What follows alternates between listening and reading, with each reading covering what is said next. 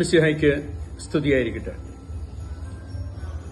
കത്തോലിക്ക തിരുസഭയുടെ ആദ്യ രക്തസാക്ഷിയായ വിശുദ്ധ എസ്തപ്പാനോസ് അഥവാ സ്റ്റീഫന്റെ തിരുനാളാണ് ഇന്ന്. കൃപാവരവും ശക്തിയും ജ്ഞാനവും ആത്മാവും നിറഞ്ഞവൻ എന്നാണ് വിശുദ്ധ ബൈബിൾ എസ്തപ്പാനോസിനെ വിവരിക്കുന്നത്. സ്റ്റീഫന്റെ പ്രവർത്തനങ്ങൾ അനേകരെ ക്രിസ്തുമതത്തിലേക്ക് ആകർഷിച്ചു.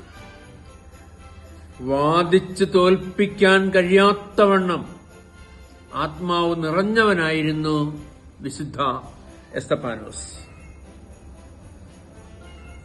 സ്റ്റീഫൻ സാൻഹെദ്രിൻ സംഘത്തിന് മുമ്പിൽ വിചാരണയിലായിരിക്കുമ്പോഴും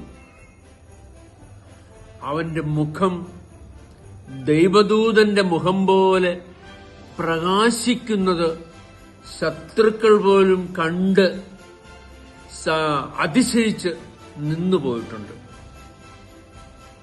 പക്ഷെ സ്റ്റീഫനെ വധിച്ചേ മതിയാകൂ. സ്റ്റീഫൻ മുന്നോട്ടു പോയാൽ അത് വലിയ ഭീഷണിയാണെന്ന് അവർക്കറിയാമായിരുന്നു. അവർ സ്റ്റീഫനെ കല്ലെറിഞ്ഞു കൊന്നു.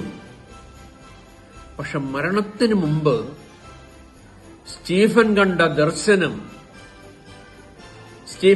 ദൃശ്യം അവൻ ഉച്ചത്തിൽ വിളിച്ചു പറഞ്ഞു, സ്വർഗം തുറന്നിരിക്കുന്നു, ഈശോ ദൈവത്തിന്റെ വലതുഭാഗത്ത് നിൽക്കുന്നു.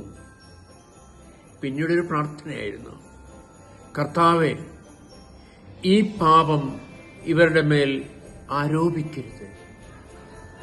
കുരിശിൽ കിടന്ന് തന്റെ ഗുരുനാഥൻ നടത്തിയ പ്രാർത്ഥനയോട് കിടപിടിക്കുന്ന പ്രാർത്ഥന, ക്ഷമിക്കാനുള്ള പ്രാർത്ഥന, ക്ഷമ കൊടുക്കാനുള്ള പ്രാർത്ഥന. നമുക്കും ക്ഷമിക്കുന്നവരാകാം, ക്ഷമ നൽകുന്നവരാകാം, മിശിഹായുടെ ശിഷ്യരാകാം. ആമേൻ.